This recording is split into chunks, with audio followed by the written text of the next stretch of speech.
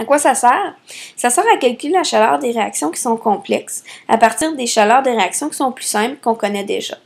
La méthode maintenant, alors si je vous donne une équation globale qui est assez complexe, je vous la mets ici, vous allez avoir accès à diverses réactions plus simples que vous allez utiliser. Par exemple ici, la première étape pour le réaliser, c'est d'écrire l'équation bien balancée. Donc ça a été fait ici. La deuxième étape, on va choisir des réactions dans lesquelles on va trouver au moins une des substances en jeu dans la réaction globale. Pour ça, on va consulter des tableaux de référence ou les réactions qui vont être fournies dans les problèmes. Alors ici, je vais prendre la réaction de formation de C2H6 gazeux parce que dans mes réactifs, j'ai du C2H6 gazeux. Dans une charte, je vais trouver cette réaction chimique-là. Je vais prendre une réaction aussi où il y a du CO2. Je vais sauter par-dessus le dioxygène, je vais revenir tout de suite après. Alors, j'ai pris la formation du CO2 gazeux, j'ai pris aussi la formation d'une molécule d'eau, et je n'ai pas pris le O2 parce que le O2 était un sous-réactif d'une des réactions déjà prises.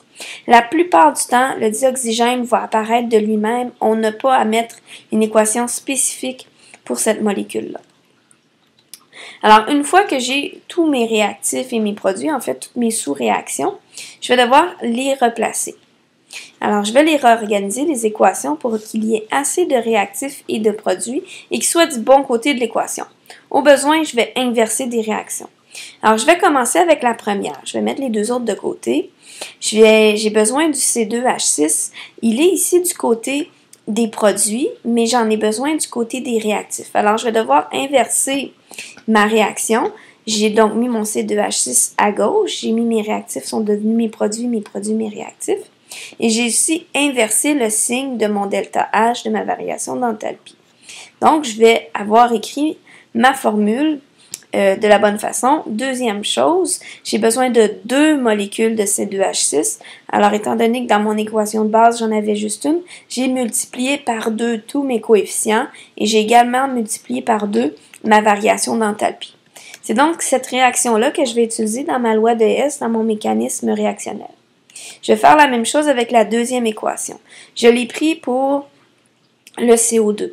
Il est déjà du bon côté de l'équation, c'est déjà un produit, mais j'en ai besoin de 4 molécules de CO2. Alors, je dois multiplier par 4 ma réaction, donc tous mes coefficients par 4, et ma variation d'enthalpie, je la multiplie également par 4. Je n'ai pas inversé l'équation, donc le signe reste le même. C'est la deuxième équation que je vais utiliser. Je vais maintenant prendre la troisième équation. Je l'ai pris pour les molécules d'eau. Elles sont déjà dans les produits. Je n'ai donc pas à inverser ma réaction. Mais j'ai besoin de 6 molécules d'eau. Alors, je vais multiplier tous mes coefficients par 6. Une demi par 6, ça fait 3. Et ma variation d'enthalpie par 6. Maintenant que j'ai toutes mes équations, mes sous-équations, je vais additionner le tout. Alors, pour vérifier maintenant si mon équation est correcte, je vais annuler ce qui est pareil. Donc, j'ai 4 carbones à gauche, 4 carbones à droite, ça s'annule. Ensuite, j'ai 6 d'hydrogène à gauche, 6 à droite, ça s'annule. Et si j'additionne maintenant mon C2H6, je le retrouve ici. Mon dioxygène, j'en ai à gauche 4 ici et j'en ai 3 autres à gauche, ce qui me fait un total de 7. Vous voyez, j'ai pas eu à m'occuper du dioxygène du tout, il s'est équilibré tout seul, ça va arriver presque tout le temps.